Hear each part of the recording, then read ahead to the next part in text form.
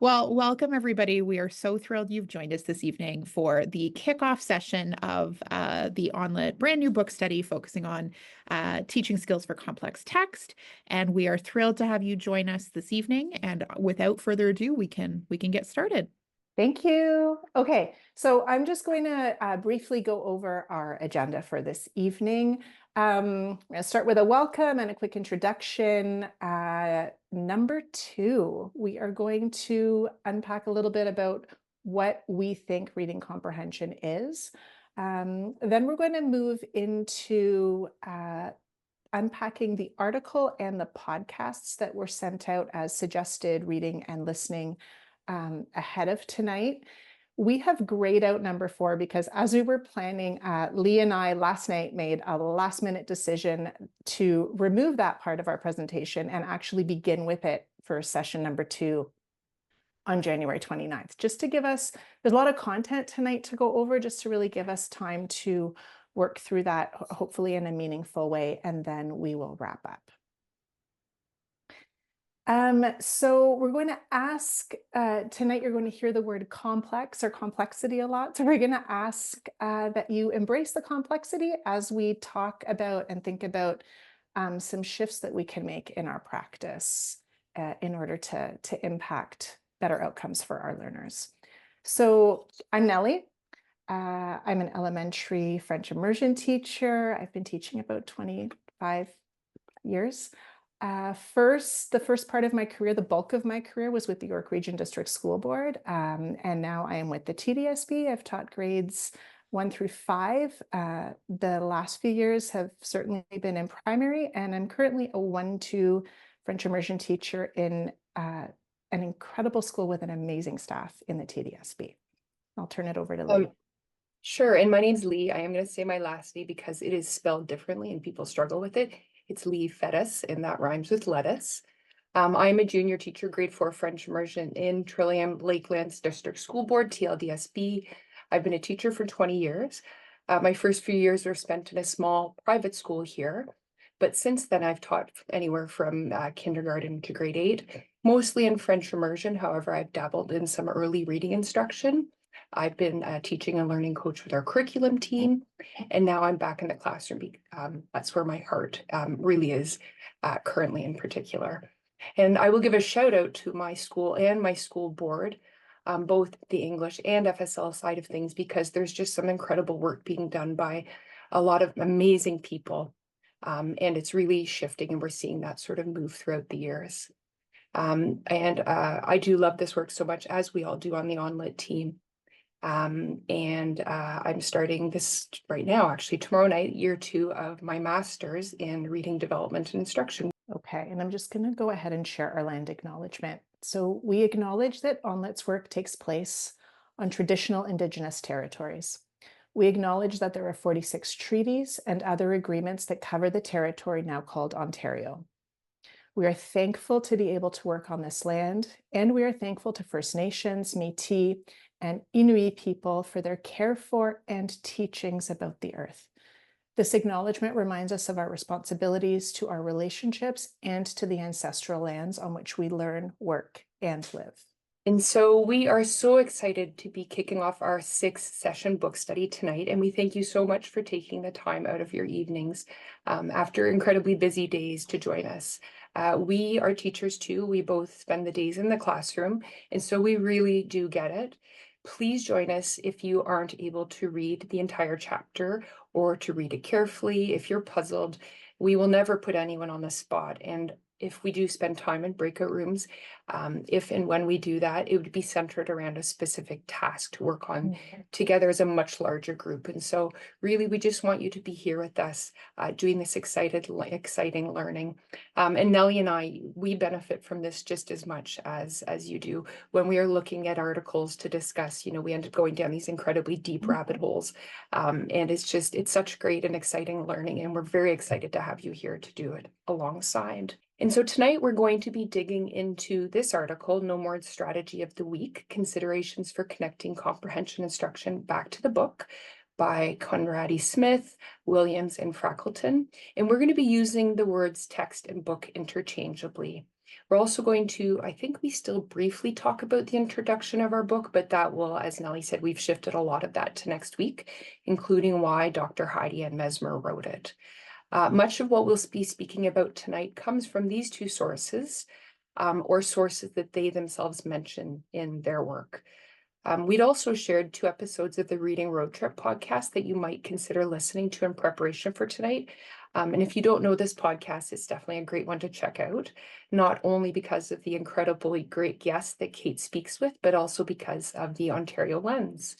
And if you didn't actually get a chance to listen to the podcast or read the article, don't worry about it. We're going to be taking time tonight to read some of the sections of the article.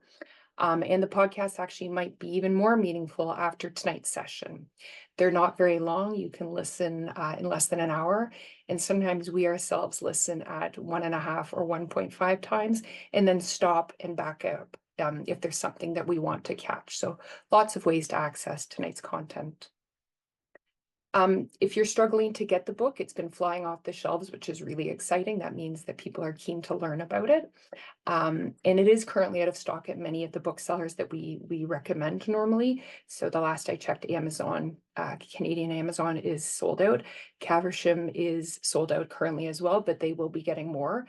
Una's in constant contact with them. So if you are, first of all, don't worry about it because we're not going to be using it until January 29th. And the first chapter is only 18 pages long, and some of that is activities. But if you are pressed, there are various ways to get the ebook. So Melissa let us know that the Google Play has an ebook available, and Indigo does actually as well. So don't stress about that just yet.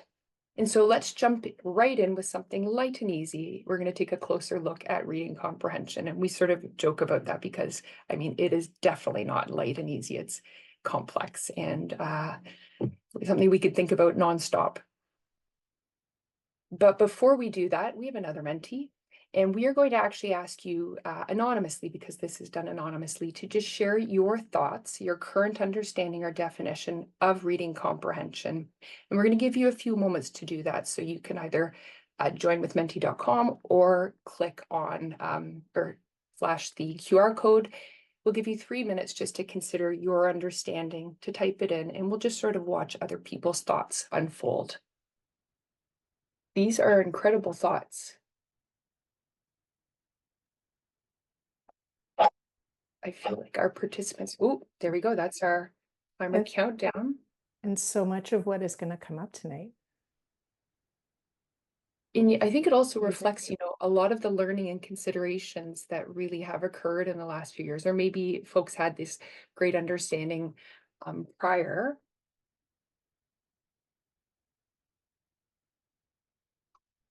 And so hopefully you had the chance to read through some of the responses, and we do thank you for taking that time to do that. Okay. So I just pulled over a book here. Thank you so much for sharing all of your thoughts. We wanted to share one of the definitions here from Next Steps. And so you might recognize this cover. It's Next Steps in Literacy Instruction, and it's about us connecting the assessments to the effective interventions that we can put in place. So in their glossary, they defined reading comprehension as making sense of what we read, the formation of the mental model, which we saw in some of your explanations, ensuring understanding of what we read. It depends on automatic word recognition, vocabulary knowledge, fluency, and deep background knowledge. So if we think about this idea of a mental model as what's being built as we read, we're moving away from that idea of there's an answer to instead of what the reader brings to the text and how we actually build that meaning. It's important to note that reading comprehension is an active, intentional process. Of course, it involves the text that's being read, but it also involves the reader and what they're bringing to the text, as well as that context around the reading. And another definition that really stuck with me from a podcast, and I remember repeating it as I drove, it is the process of simultaneously extracting and constructing meaning from print. And that really kind of blew my mind when I thought, students need to have the tools to know what to pull out. So monitoring constantly and being able to construct meaning from what they've read. Thanks, Leigh. And so Judging from what we just, like all those fantastic ideas we just saw on the Menti, I think it's pretty safe to say that most of us have seen this graphic before. But in case you haven't, this is, of course, Dr. Hollis Scarborough's reading rope, which is a foundational model that illustrates, how skilled reading develops. And of course, it's broken up into two broad strands. And within each of those strands, there are different subskills. And what we know is that, the visual of the rope tells us that those subskills are distinct, but they're also interdependent. And the focus for our book study is really going to be that upper strand's role in that end goal of comprehension, or that enduring understanding. But we always need to be remembering that those word recognition skills, that bottom strand of the rope, those skills are also essential. So it's a both and, not an either or. And so just recognizing as we move forward, knowing that we need to move forward with new evidence and a sense of urgency, but that also, this is taking time, and it will take time. And the other thing we wanted to acknowledge right off the bat is that we know that, in our current situation in our province, and not just in our province, but across the country and probably across the world, that many of our older readers still have huge gaps in their word recognition skills. And that's something that we need to acknowledge and think about, and something that we will keep coming back to as we move through the sessions. And so, as we think about that upper strand of language comprehension and how those skills contribute to skilled reading that, leads to a coherent representation of text, as you see here, that end piece on this graphic. In the book and in the podcasts, Dr. Heidi Anne Mesmer points out that she really feels that the key piece that's missing in terms of comprehension is that sentence level comprehension. And I had never really given this a ton of thought before, but, and I've pulled this right out of the podcast. She says, we've been assuming that kids can comprehend sentences, that they can get the main idea of a sentence, and actually a lot of times they can't. Nancy, this is another book actually we wanted to just sprinkling in the book. Some of you may be familiar with Nancy Hennessy's Reading Comprehension Blueprint, which is fantastic. And what she says is that, we know that individual words serve as the building blocks of meaning. But what we often forget is that they live within the context of the sentence. And so making meaning of text requires not only understanding those individual words, so thinking about vocabulary, but how do they fit together? And help in terms of understanding sentences. And, that background knowledge piece, we know, and we're going to keep coming back to this, the role that background knowledge plays in this complex puzzle is huge. So we actually pulled this visual from the Next Steps book study that we did last year, because we really felt that it illustrates this point so well. Many pieces that need to be in place in order for a reader to achieve this coherent representation of text or enduring understanding.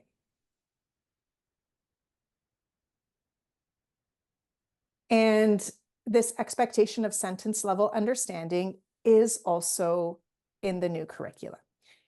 They talk about students integrating components of word, sentence, and text level comprehension. And of course, one of our goals at ONlit is to support educators with the, understanding the new curriculum and implementing it. So we really love this visual because it shows how strand A is that overarching piece, while strands B, C, and D are all connected, and they don't exist in silos.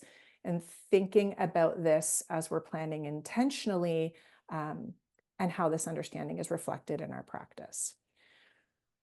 So just staying on the curriculum for a moment,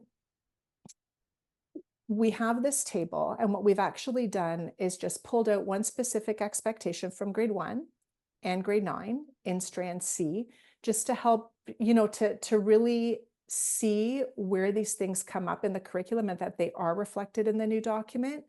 And also to show that the work really begins in grade 1 and extends throughout the grades in a systematic, scaffolded way.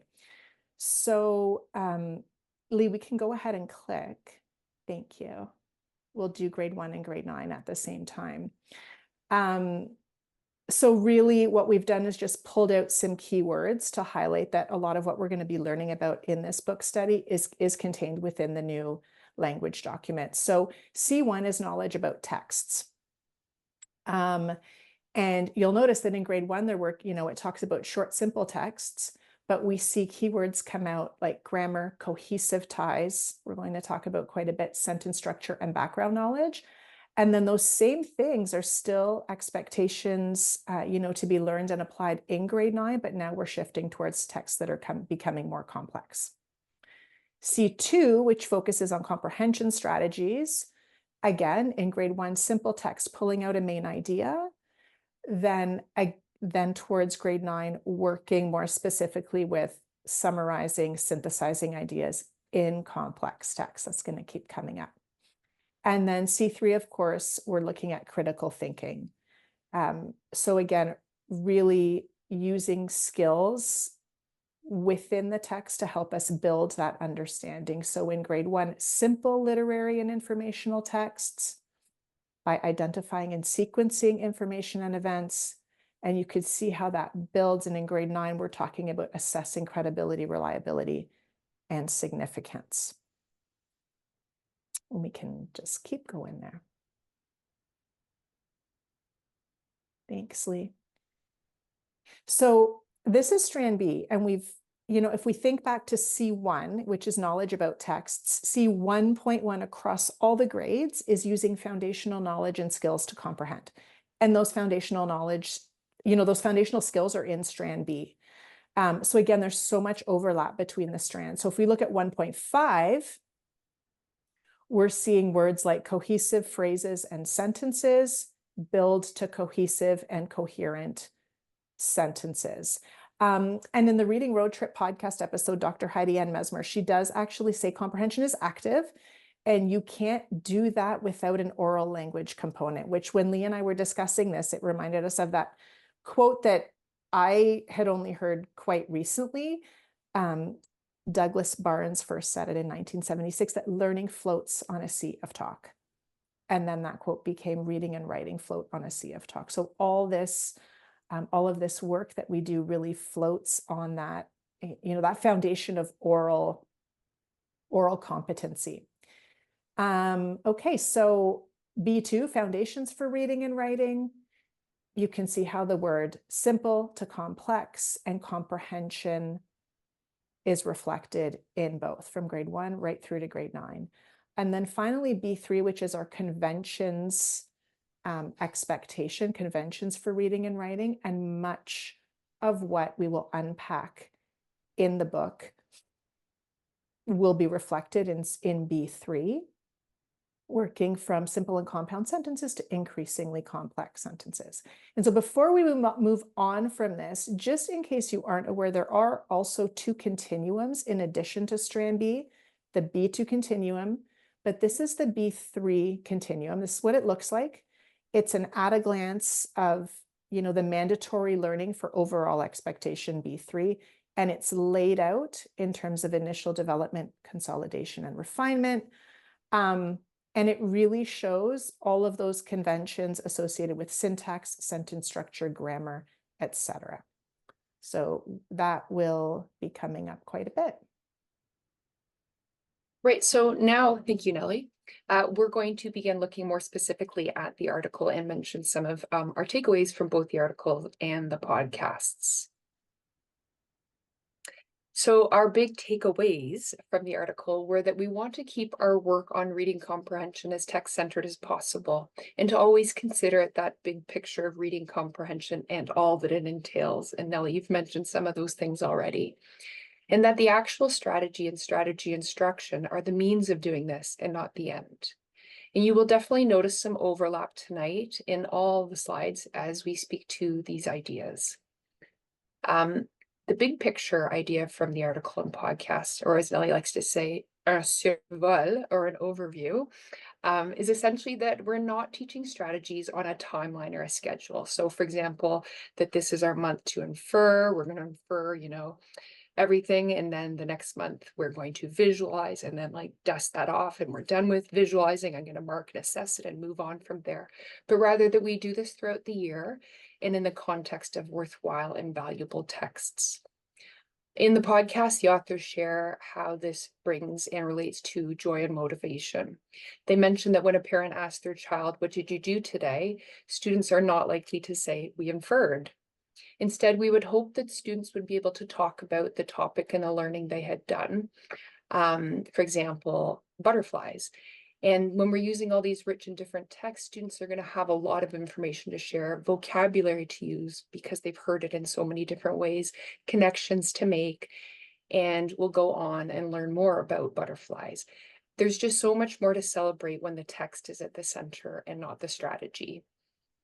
And perhaps another unintended consequence of this is the motivation that students become excited to learn and read more.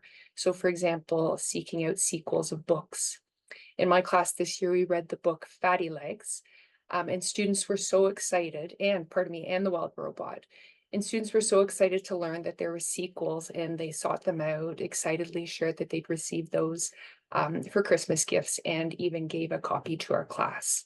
And it's just so exciting to consider what can happen when the texts are at the center of our instruction and learning, and how that just brings about motivation to build knowledge that just grows and grows and grows. And so that's what we're going to be talking about in this book study. We're going to be refocusing our instruction with the center as our starting point and not the other way around. So not starting with the strategy in mind. And of course, it goes without saying that our work and teaching is, of course, done based on the language and curriculum content and instruction. Students, basically to summarize this takeaway, is that students must be able to automatically access texts. It's important that we combine strong comprehension instruction with strong decoding and fluency instruction. We cannot neglect the importance of foundational word reading skills, and our goal is never automaticity just to be automatic for automaticity's sake, but so that our students have more cognitive energy for the work of comprehension. And we both, and many people, of course, love this quote by Dr. Anita Archer, that there's no comprehension strategy powerful enough to compensate if a student cannot read the words. And the authors wanted to highlight the role that this word recognition plays, and Nellie did that earlier as well when we looked at the reading rope. But at the same time, we know that comprehension instruction can't wait until students are able to read and access complex grade level text. It can happen alongside and in conjunction with. And we can also scaffold well and provide this through rich read aloud. So there are many ways that we can provide access to this text. We want to do ongoing work on building fluency, and it might be something that we consider in our instructional routine. So building on opportunities for students to get those miles on the page. And I think that's Christopher Such that says that. It can involve partner reading, choral reading, repeated reading, just many opportunities to have that oral reading fluency practice. And at the same time, we want to, there we go. At the same time, we wanted to recognize, as Nellie mentioned earlier, that in our classes, we might have a number of students who might struggle to independently read complex text. And we wanted to draw your attention to another article by Dr. Heidi Anne Mesmer, where you can learn more about how to support students with that. And there are so many great ways in this text that are discussed in terms of how to differentiate text so that students can access it. And we also wanted to take a moment to celebrate the work being done throughout the grades in our schools that hopefully will allow more students to reach their full potential. And we will see evidence of this with every passing year. And I don't know if one of us has popped that in the chat box, but we will provide that at the end, a link to this article, but it is in that podcast episode with Dr. Heidi Anne Mesmer. And the second theory is the construction integration theory. And this one summarized is that comprehension is about building meaning in text and not finding the right answer. And this makes us think about how reading comprehension is thinking guided by print, which was said by Fettes. To teach comprehension, we have to teach kids how to build meaning. What are the knowledge and resources that kids bring to the text and the expectations about what they'll read, and ensuring that kids are equipped for active and engaged thinking during reading. And that made us both think about a great quote by Dr. Dan Willingham, a cognitive psychologist and neuroscientist, that memory is the residue of thought. And so we really want to have that active process where students are engaged with thinking about a text and provide that time to clarify, solidify, and reflect on meaning after reading. And this requires so much, including ensuring that students are provided with the opportunities to build knowledge about the world around them, as well as the words that they will need in order to understand what they read, and then express those orally and in writing. And we wanted to share 2 quotes on the importance of these 2 components of reading comprehension. And in fact, we do mention these a little bit later, these concepts or components in some more of our takeaways. But it is around knowledge and how a lack of knowledge becomes a barrier to comprehension. And this one was just so powerful when we spoke about vocabulary a few years ago, or last year, I guess, in that vocabulary size in kindergarten predicts reading comprehension in the intermediate and middle school grades. And so knowing this can help to guide the instruction that is done in the younger years, as we know that it will help to provide that Velcro for new words and new concepts to stick to as students move through the years. And so again, when we think about those mental models, it's about what's being built as we read, moving away from that idea of an answer to instead what we want students to bring to the text, and then how will we use that to build meaning. As Nellie mentioned, this is an active and ongoing process and not a product of what happens of reading. It's not something that we suddenly just have at the end when we're finished a text. And so what suddenly happens is we spend so much time sometimes setting up the text or modeling how a comprehension strategy worked that we rob students of time, the time that they could actually spend reading. And so the authors suggest that in the past, they and perhaps others might have missed the boat in this regard.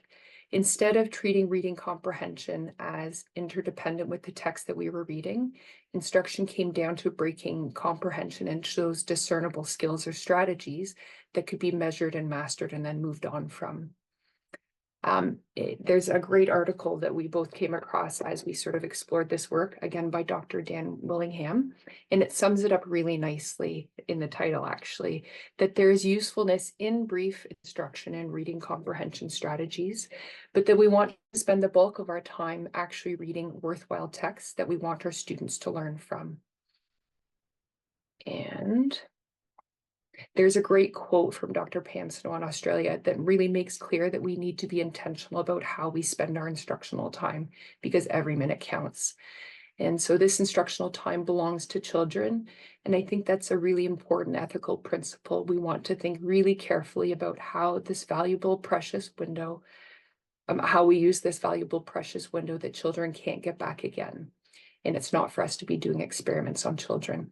And interestingly, that actually came from Chalk and Talk, which is a math podcast, but another great podcast, another great Canadian podcast. That we also highly recommend because she has so many great episodes. Okay, and so, in thinking about this idea of precious instructional time, we're going to bring up the National Reading Panel. And so perhaps if you haven't heard about the NRP, it basically in 1997 in the States, Congress convened a panel of experts to assess the status of reading instruction across the country. And that report was released in the year 2000, which if we think about it, feels like a really long time ago, or maybe not so long. But it's still referred to very widely, probably more than any other report, and is still beyond relevant today. It was really a seminal work on the big picture of reading instruction. And in the article and in the Reading Road Trip podcast episode, they do mention that the NRP examined hundreds of studies, and the report found, what they reported on is that there was enough evidence to suggest that certain strategies were really effective and should be taught. They had robust support. And so we're going to go through them. There's 8 of them, and you will see overlap with some of the strategies that we've traditionally, or at least that I traditionally consider to be the reading comprehension strategies. Like the article and the podcast episode resonated with me so much because and I appreciate that comment that somebody made in the chat, that in hindsight, this all makes sense. At the time, it felt like we were doing the right thing. You know, October's predicting, November's visualizing, and I'm going to find texts that work with that, and then feel really frustrated when my kids weren't able to apply the skills. And so, you know, there's overlap with strategies that we're familiar with. But then there's these 8 that the NRP found that, you know, we need to know about, because they can help guide our instructional decision making and really ensure that our practice includes what we know really is effective.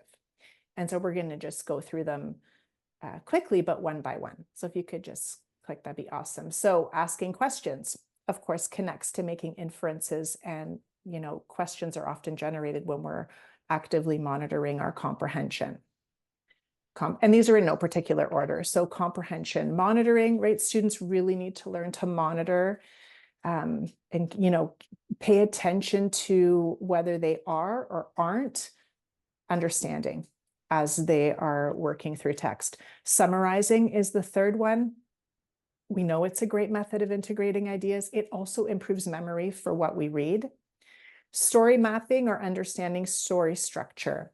So teaching kids about content or the organization of stories, they find improves the ability of the person who's reading to answer questions as well as to recall what they read. This seems to be, as reported in the NRP report, seems to be especially helpful for our struggling readers, but equally helpful to all readers, especially in terms of writing. Answering questions is the next one. When students are answering questions to build their understanding, they're also using other strategies at the same time. So they could be making an inference or a connection in order to extract the meaning from text to help them answer that question. And answering questions is really effective as part of a multiple strategy approach. Many of us use and have used graphic organizers in the past. Helpful to know it is one of the 8 identified strategies that has a lot of support. Using graphic organizers can also, this was interesting to me, help improve memory for the content that's been read. Cooperative learning.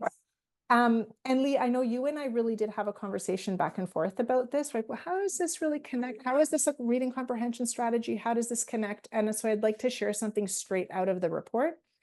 Having peers interact over the use of reading strategies leads to an increase in the learning of the strategies. Of course, promotes intellectual discussion and increases reading comprehension. So I had to sit with that one for a while. And then finally, the report really highlighted the importance of multiple strategy use. So this was the 8th effective procedure in reading comprehension instructions. So as we've already mentioned, far more effective than one strategy at a time. You know, it's not strategies in silos, which is 100% what I used to do, because this is what readers do, right? It's flexible. We predict, we visualize, we might make a connection to build meaning from a particular text. So readers need to learn to coordinate several different processes in order to construct that meaning. And when that multiple strategy instruction is flexible and over time, it's far more effective. So, you know, we're not going to design an elaborate unit on visualizing or predicting as a monthly focus, but rather embed the strategies in the teaching with the text at the center as they're needed for that text. And so we know that these are 8 that will deserve our attention. And in the article, they do give, in the 2 tables, they lay out a lesson plan using a before, during, after structure. And so what we've done is just pull out some of the key elements from the Wild Robot read aloud lesson. And you'll just notice how many of those, how many elements of those 8 strategies or procedures identified by the NRP come up flexibly throughout this lesson. So I'm just clicking through my notes here. Before, they do a review of the text structure.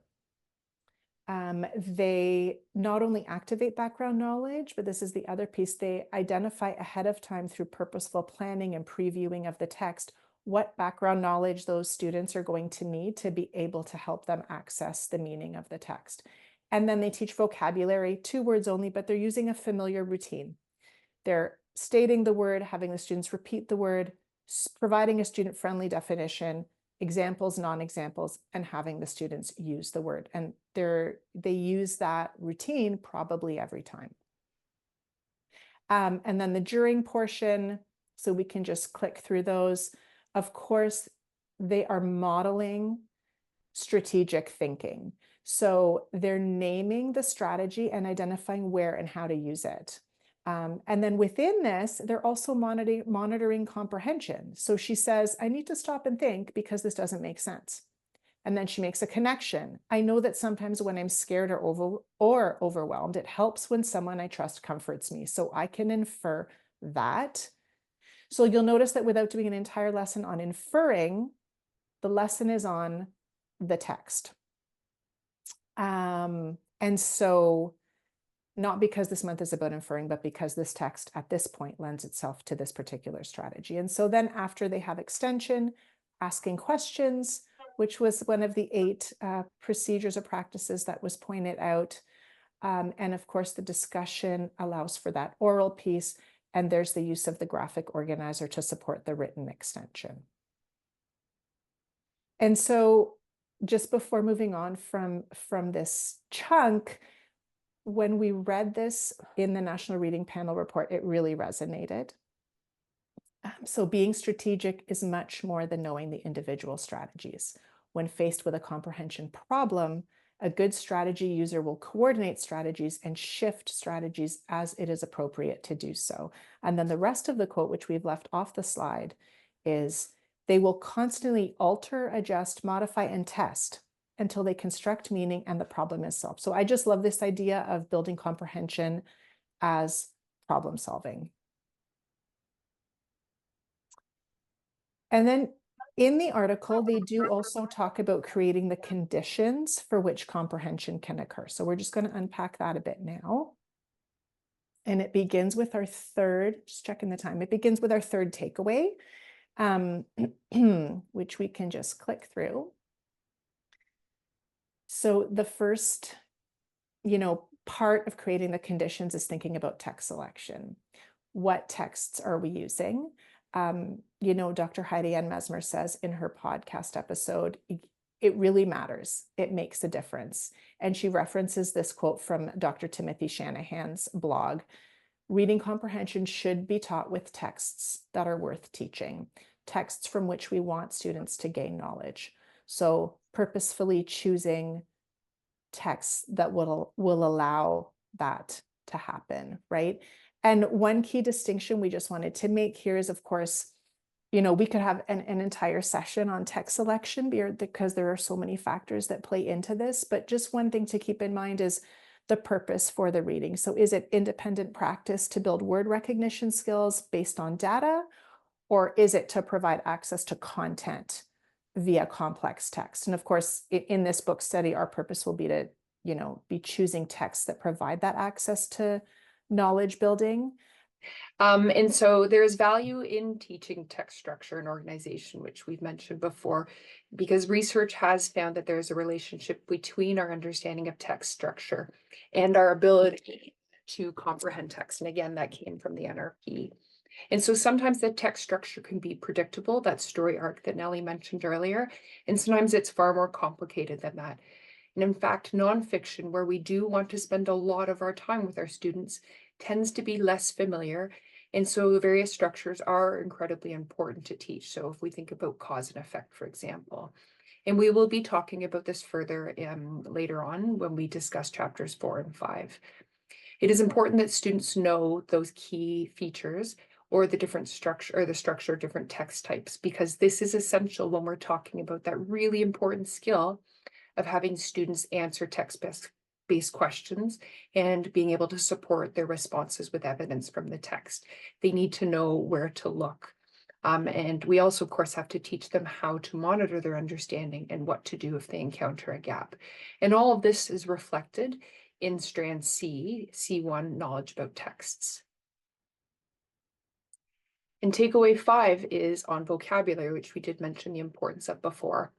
And so we need to consider which vocabulary words to explicitly teach. And that in itself, of course, could be a whole other discussion. There's a lot of talk, and we've talked about the importance of teaching tier 2 academic words. And we want to be doing this thinking a lot about if it's a read aloud or a text that the students are going to be reading independently, because if it's a read aloud, we can do some of that teaching in the moment. And we think about another great Dr. Anita Archer quote, which is, if we expect it, pre-correct it. And so that, of course, requires us to be prepared and having read text in advance to sort of pick out these words that might cause problems. Dr. Sonia Cabell, she has a great article that we're going to talk about, I think, later on in another session. And it mentions that vocabulary, did I get it right? Una, I see you turning on your screen. Okay. Vocabulary knowledge is intimately linked with conceptual knowledge. And so those big ideas and complex questions can't be separated from the language they use to represent them. And so takeaway 6, consider what background knowledge we need to activate or teach. And Nellie, you talked about this before, and I just cringe a little when I think about this because of all the times that I talked about activating our knowledge, but I never considered what knowledge I might have to teach. And we've mentioned before that not having knowledge is an incredibly huge barrier. But of course, there is a really big push on building knowledge, but that can't happen alone. We do need to consider teaching or continue to teach the strategies that allow students to make meaning from text. It's not one or the other. And so Nellie showed a routine before of a before, during, after, and we are starting to speed up a little bit because we want to allow time to share, of course, the winner of the draw. And so we're just going to sort of go a little bit quickly and discuss possibly a little bit less, but routines are so important because they save times. Routines save times because both students and teachers know how and what they're supposed to do without having to think about or ask about it. And that's a Dr. Anita Archer thing, point. And so this allows us to maximize learning. We spend less time on transitional time. We really optimize that instructional time. And it allows us to do the same thing. It doesn't need to be flash and bells and whistles all the time. It can be that same solid structure that we do before, during, and after reading. We want to plan out those stopping points where students can either do a talk and turn and be making use of that gradual release model. We want to provide opportunities for practice that is guided by us, in where we practice those conditions that we've set up to allow comprehension to occur. But when we ourselves as teachers talk too much, there's danger that we can get off task, people can become distracted. And so we really do want to keep, again, that work centered on the text. Okay, so we left this slide in, Good call. but what's that? But if you were here at the very beginning, you'll notice that was grayed out in our agenda. And that was in hindsight, a really good call. So we are going to actually wrap up and look at what is exactly meant by close reading and complex text as the start of our next session. And so with our wrapping up, we were going to revisit our thoughts on comprehension, reading comprehension from earlier, but I think that we unpacked them and looked at them closely enough at the time. But I have to say, I'm really, excited and stoked to do this work because it sounds like we're all in a great place to sort of deepen our understanding.